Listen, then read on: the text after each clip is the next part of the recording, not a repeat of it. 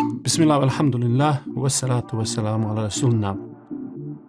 Today we are talking about my top 5 favorite books in Islamic finance.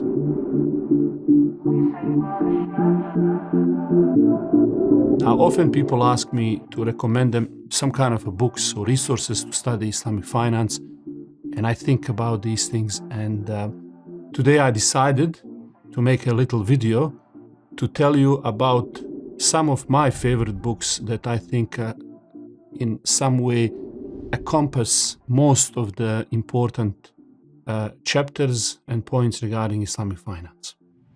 So, Bismillah, let's start. I don't need to mention, of course, first and foremost, as the Muslims, the Holy Quran is the most important book of guidance. It contains laws, recommendations, prohibitions, everything that we need to live this life. So most of our rulings, ethos, and recommendations come from this book. But we are not talking today about this particular book. This deserves its own program. Today we are talking about other books that are very useful, and I hope that you will find them useful as well. So, first book that I always recommend, one of the most important books, is by our dear Mufti Taqi Usmani, very famous Muslim scholar, who is well known. He was a jurist and a judge on Supreme Court. Most of you remember in 90s when we had a famous case in Pakistan where the Supreme Court was deciding on the ruling regarding riba. And Mufti wrote a book about that subject, which is very interesting even today. And I should include this book as well, because it deals with such important topics of riba at that time when bankers would say, we believe riba is prohibited, just we don't know what is riba. So I feel that this same issue is repeating today. So Mufti is very famous, a scholar following these issues for a long time. And beside a book on the historic judgment of riba, he also, after a global financial crisis, wrote beautiful paper Points to Ponder, where he is discussing core reasons for economic crisis, whether it's a riba or speculations and things like that. I forget to mention that in this little video, I'm not saying any particular book is better than other, although we are going from 5, 4, 3 to number 1. But it doesn't mean that any one of these books is better or worse. It's just 5 books that holistically make one whole piece. So, Introduction to Islamic Finance, book by Mufti Taqi Usmani, is one of those books that deals with the core concepts of Islamic finance in easy to understand, deals with all of the transactions and clearly explain what's the difference between conventional banking and Islamic one. When we're dealing with money for money transaction and generate some profit versus when we engage in real economy and making money from engaging in buying and selling assets and things like that. So that book is available on Mufti's personal website. You can download it as a PDF, and that's book number 5. The next book that I think every serious student of Islamic finance should take time to study is Sharia Standards by Ayofi. Now, Ayofi is a standard setting industry body, very well respected, working with key scholars, dealing with a lot of issues when it comes to standardizing the rules and regulation for Islamic finance. Many countries choose voluntarily to follow these rules. Now, this standard deals with many different issues. In fact, every situation that you can come across in finance industry, trading in currency, credit cards, musharaka, murabaha, loans, leases, zakat, waqf, anything you can think of, 50, 60 almost topics, they are all in detail explained in this topic. And what I love about this book is that at the end of each standard which highlights each point very specifically, what to do, what not to do.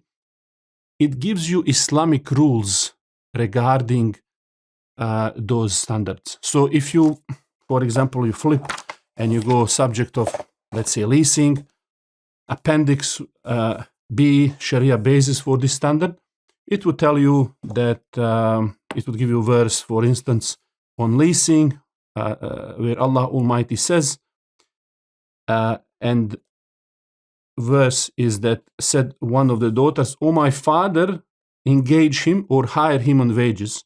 Or another verse, "If you had wished, surely you could have extended some recompense for it."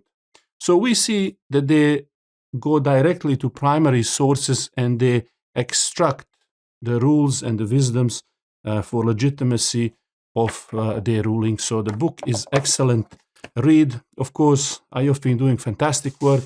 They have various courses. They have a number of different books that go into more details and case studies. So standard is available for free at IOFI's website. I will put a link in the description. Okay, let's get into more of these books. Number 3. All right. So this particular book is very interesting book. I find it fascinating. It's called Financial Transactions in Islamic Jurisprudence, and there are 2 volumes. Okay, so it's written by Dr. Zuhaili. It's a beautifully written book that deals with so many issues in terms of finance from all schools of thoughts. And this is what I particularly find quite interesting, that author collected in almost 1,000+ pages on every little details in terms of transactions, all kinds of opinions. And so you just open the things that, selling of what you don't have. Is it the fact that subject matter doesn't exist, or that there is uncertainty of a delivery? Then it goes in all kinds of opinions and different kinds of subtopics. And I find that this is a must read together with Sharia standards from IOFI for any serious students of Islamic finance who want to explore principles that underpin Islamic finance. And the reason why this is important is when you come to, let's say, new topics, new issues, you need to understand what is the reason for our thinking, so that you can apply to some of these contemporary transactions. So I think this is a must read. Again, I'll put the details where you can find this beautiful book. Number 2, and again, I'm not saying this is a ranking of these books. These are, again, my favorite books that I find very useful when I'm putting my courses together, when I'm teaching my students. I find some of these books really useful on a daily basis. I use them as a reference. And together they make up the one whole unit. I would say they cover most of the topics that anybody needs to know. This particular topic, Economic Concepts of Ibn Taymiyyah, is a book by Abdullah Azim Islahi, who wrote this as a part of his PhD dissertation. And it's a very interesting book dealing with the events and life of Ibn Taymiyyah, who live in very interesting times when people introduced all kinds of new ways of dealing with business and transactions, and a lot of different questions were raised. And Ibn Taymiyyah is quite interesting character in terms of thinking, very, very sharp, very, very innovative in terms of thinking. Some of the points analyzed in book are so advanced, so sophisticated that you can apply them easily in whatever you are analyzing today. And so I think whether you're talking about riba or market mechanisms and the other concept regarding the role of state in economy and money and things like that, we talk about, in economy, Adam Smith and all of these other people, different schools of thought, Austrian school of thought.